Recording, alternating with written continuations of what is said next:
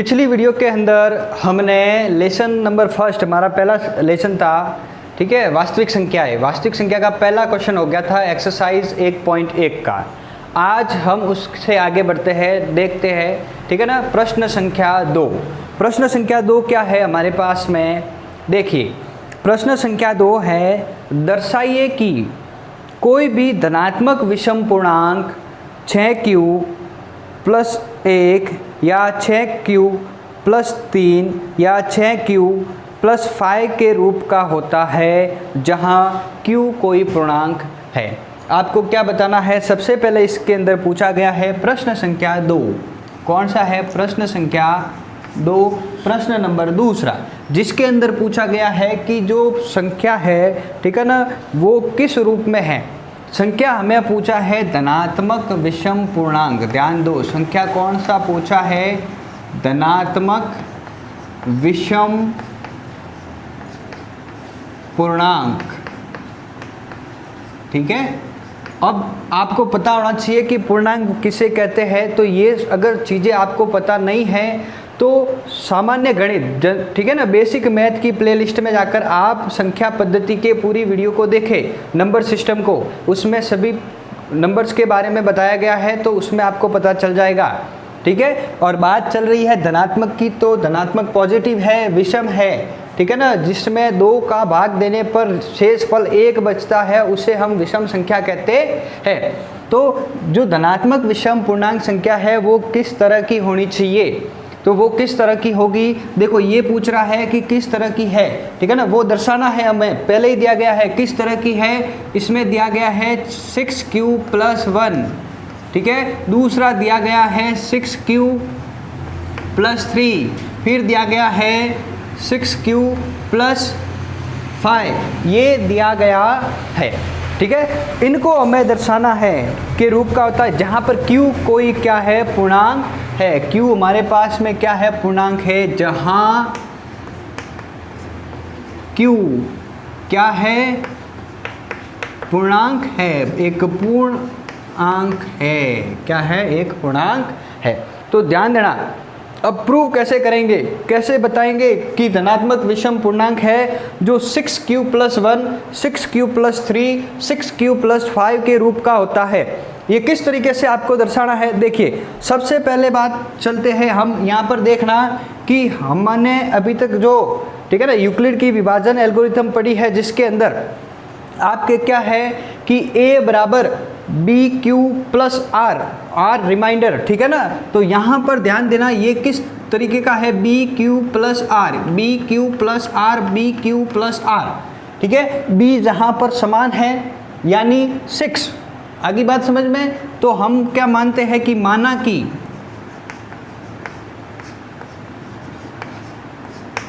कि a और b कोई पूर्णांक है, कोई पूर्णांक है, कोई पूर्णांक संख्या है, अतः, ठीक है ना, यूक्लिड विभाजन प्रमेय से या प्रमेय द्वारा, यूक्लिड विभाजन की प्रमेय क्या है, a = bq + r, ठीक है। जहाँ पर b बराबर b हमारे पास में कितना है, 6, और q हमारे पास में कितना है, q ही है, और r रिमाइंडर, r की कंडीशन मैंने आपको बताई थी कि r इज, ठीक है ना, > 0। r है जो हमेशा क्या होता है, 0 के बराबर या 0 से क्या होता है, बड़ा होता है, ध्यान देना। लेकिन r is > 0 but r is less than b, r क्या है, b से क्या होता है, छोटा होता है। तो यहाँ पर b की संख्या कितनी है, 6 है, ठीक है।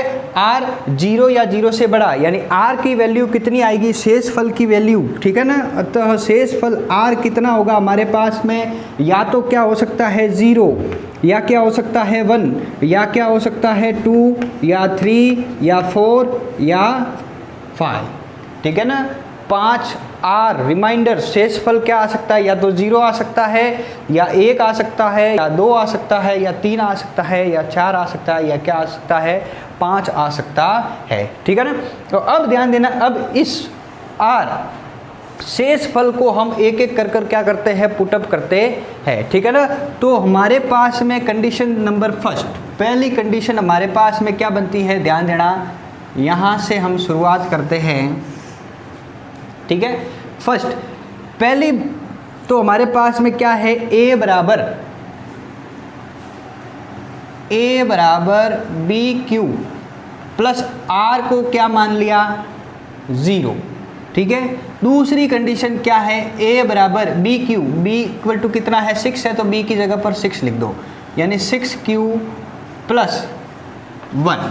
फिर क्या आ जाएगा, ए बराबर 6q प्लस 2, फिर ए बराबर 6q प्लस 3, फिर ए बराबर 6q प्लस 4, फिर ए बराबर 6q प्लस 5। आगे बात समझ में। अब इन स्थिति को, ठीक है ना, ये हमारी सारी की सारी क्या है, स्थितियां हैं, ये सारी की सारी कंडीशन है आर रिमाइंडर। ठीक है ना, शेषफल 0 1 2 3 4 5 रखने पर। अब ध्यान देना कि 6 हमारे पास में क्या है, एक सम संख्या है।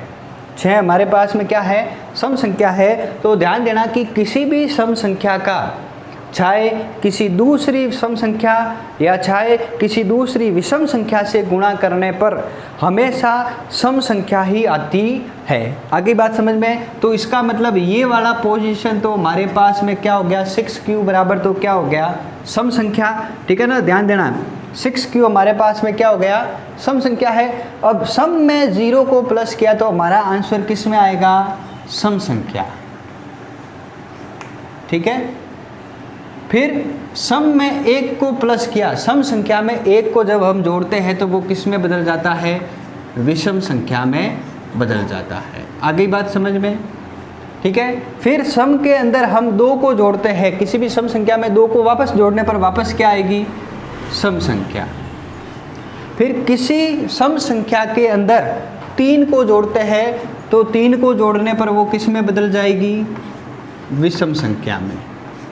ठीक है। फिर किसी सम संख्या में 4 को जोड़ने पर वापस कौन सी संख्या आएगी, सम संख्या। फिर किसी सम संख्या के अंदर 5 को जोड़ने पर कौन सी संख्या आएगी, विषम संख्या। आगे बात समझ में।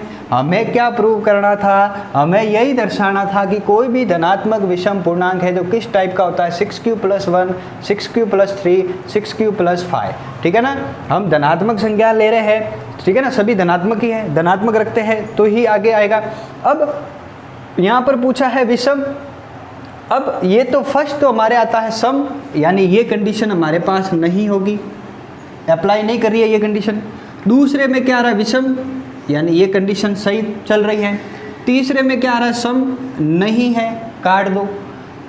फिर आगे विषम सही है, फिर आगे सम नहीं है, फिर आगे विषम सही है। ठीक है। तो जहाँ जहाँ पर विषम आ रही है, विषम किस में आ रही है, 6q प्लस 1 विषम है, 6q प्लस 3 विषम है, 6q प्लस 5 विषम है। तो इस तरीके से हम, ठीक है ना, इसलिए हम कह सकते हैं, तो इसका आंसर क्या लिखना है कि इसलिए, ठीक है ना, कि धनात्मक विषम पूर्णांक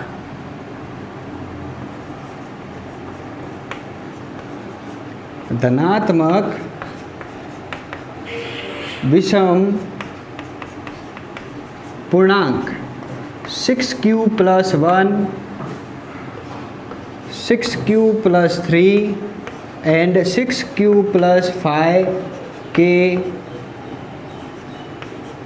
रूप का होता है या होगा या है। आगे बात समझ में किस तरीके से करना, हमें क्या दर्शाना था कि यही दर्शाना था कि कोई भी धनात्मक विषम पूर्णांक है जो किस रूप का होता है, 6q + 1, 6q + 3 और 6q + 5 के रूप का होता है, ठीक है ना। जहाँ पर क्या है, q क्या है, हमारे पास में एक पूर्णांक है, तो सबसे पहले हमें यूक्लिड विभाजन एल्गोरिथम का क्या करना है, प्रयोग करना है, ठीक है। आगे बात समझ में, ये था हमारा कौन सा प्रश्न, दूसरा प्रश्न। अब हम चलते हैं दूसरे के अलावा हम आगे नेक्स्ट, ठीक है ना, देखते हैं हम प्रश्न संख्या 3। प्रश्न संख्या 3 क्या कह रहा है, ध्यान देना।